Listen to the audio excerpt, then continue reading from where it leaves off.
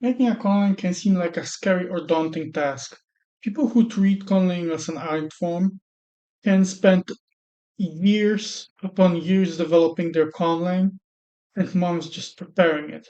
This is, of course, a valid approach, but these are also the people who usually talk about conlang and promote it, and I feel like this approach might scare off amateurs from just trying, when in reality, creating the basics for like a role playing game or just for helping you name nations within your setting can be not only fun but also surprisingly quick. Today I'll discuss a conlang I made in 3 hours today. I tried to do it as fast as quick as possible and used a setup which to some extent cut down time. But if you truly want to make the simplest conlang possible, and one which specifically doesn't have any diphthongs, consonant classes, etc., you could do it even as little as 2 hours. And I'll explain you how I did it. First, I set up my goal. The goal was to make a naming language. Such is a language which doesn't have much of a grammatical structure, and its primary purpose is just to be able to create names for places in my setting. Next, I picked who the language is for. The language is for the Seguerrials, which are a race of sentient rat people who are more like chemonomimi than furries. So rat-like noses, ears, tail, maybe somewhat legs, but overall they look a lot like humans. Their main distinguishing feat being having green flesh, meaning if they open their mouth or you cut them, it's green there. They do not reference any real life cultures. As such, I don't have to make the language sound like a real life language. I don't need to look at phonology of Germanic languages or Latin languages, which cuts down time. I don't need to look at human languages, so I don't need to look what phonemes are common and popular in human languages because they're not human. And as a bonus goal, I tried to pick sounds which would be rat like. So, like when a rat bites, it sounds like clicking or it squeaks, stuff like that. To quickly pick out phonemes, I used this website called Con Workshop. It's a very useful website for making conlangs, and you can go as deep or as shallow as you wish. I just picked base sounds in this case, but you can alter vowels, consonants in any way you wish. You can make them alveolar aspirated, so instead of you say ah. You can make them double long, so they're standardized pronounced longer, etc.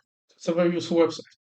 Next tool that really helps is the IPA with sounds chart, where you can remind yourself how various sounds sound. There's not everything is here, especially not the advanced sounds, but it's a very good. ba, ba, sa. And from that, I created this phonology with sounds like e, u, u, and e, with a small assortment of clicks, a big focus on dental sounds, so and aspirated sounds, and a limited inventory of plosives and an avoidance of voiced plosives. I also avoided which is one of the most common sounds in the human language, to give it this more slightly squeaky vibe to it. As in the sonority hierarchy, we see that I avoided these higher sounds here. In the next step, I formed the starting consonant clusters, ending consonant clusters, and the core. The way a syllable is built is that the sonority is highest in the middle. So a starting cluster goes from the lowest sonority to the highest. The vowels in the middle are, so to say, the peak, and then the ending consonant cluster descends lower. If you want to give a unique feel to your language, and it's a human language, so it's not freak shit like I made here, then it's good to break the sonority hierarchy only once or twice, and that gives a very characteristic sound to your language, like the tl in Nahuatl. As the next step, I made two rolling tables for the generation of syllables. This is not necessary and adds extra time, but I feel like it helps to feel the language unique. We people think in the languages we speak. That means that certain things sound more natural to us than to others. And that's why if you assemble your syllables from sounds you picked up, you're very likely to put the sounds that you are already familiar with, or which sounds good to you as a English speaking human, or if you speak other languages. You can also use our feature of this website, which is phonotactics, to generate random phonemes. I don't like that because it gives you just a list of all possible phonemes, so like a few random ones, but it doesn't give you a weighted scale. If you look at the commonality of sounds in a language, so how common they are in English, certain letters are way more common than others. Extremely so, even.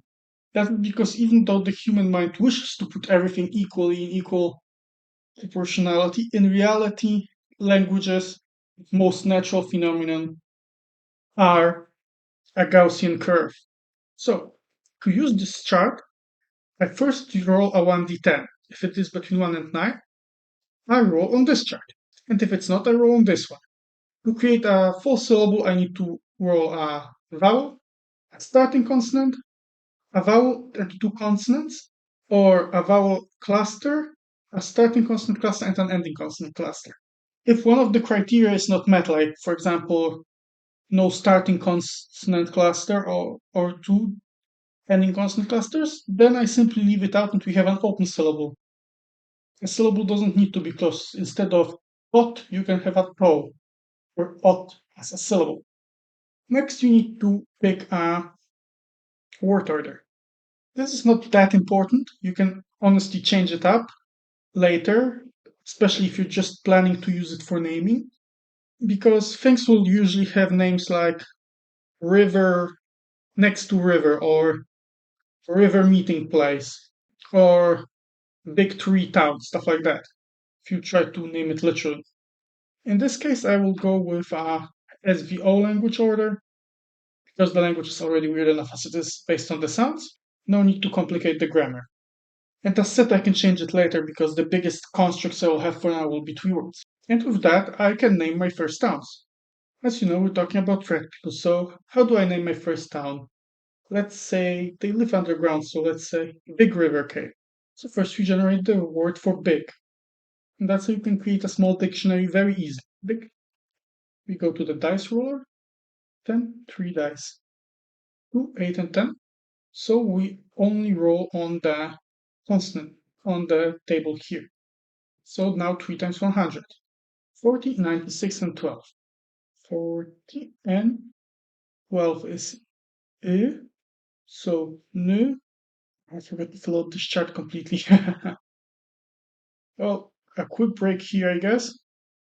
Nah, 96 would be -4 here, so it would be z. So nuts. Usually, romanization is nice because it helps you write more quickly instead of having to copy over these sounds all the time. So I recommend making one. Here for the clusters, it's not really needed, but here it's really helpful. Okay, so you have our first word, river, big. This is a very short word, but we can also automatically generate words with have multiple syllables. So I will stick to single syllable words for now, because that's simpler. So next word would be river. You go again back to the 3 to 10 here. 9, 5, 10. Okay, so our that's what will be from the next chart. 67, 8, and 20. So let's see. 67 would be P, 8 would be E, P, and 20 on this chart will be a vowel. No, it will be sh. So the word for you is fish, fish. And last, we can do a two-syllable word for cave. So let's roll the first syllable. 182, so that will be all on the first chart. 380, 343, 88. So the consonant is E. So it starts with me. And 88, I have to count back here again. It would be 70, 73, 75, 77, 79, 81, 82. So it would be meal. And then the second syllable, again only on the first chart, 60, 52, 50. So here we like a vowel. So I need to re-roll. So 52 and 50 we can keep. Now I just need to completely roll. I need at least one vowel, so one roll is what. Okay. 53 and 86. So 53 would be, oh, a click sound. Or is that an L? That's an L. L. Again, E. 86 would be two down from with, so it would be J. Even though this says Big River Cave, it would be more literal to say Big Cave of Big River. So we will start with millets. Then we need to figure out what off is. Another trick to get the commonalities you want. For example, this is my most common consonant cluster, this is my most common vowel cluster. So I can just use them to make a grammatical term like off. So it should be fue. Maybe it's fue. Yes. Millets fue pishin. Pishin. Pishin. Millets fue pishin. Yeah, that has some squeaks to it, but we also didn't roll any of the click sounds. And this is how you can create a conlang very, very quickly. The good thing to this approach is you can really just create words on the fly as you need them, as long as you stick to very simple grammar. If you want to make sentences, that bloats your work time 4 or 5 times. If you want to make a more naturalistic language, so one that follows rules of a human language more closely, then you should probably also do grammatical derivations to introduce exceptions, so like linguistic derivations. But I'm gonna cover those like more complex topics later. This framework itself, I think, is nice because if you want to, you can create a new small language for a new session of a role playing game basically every week because this takes only a few hours.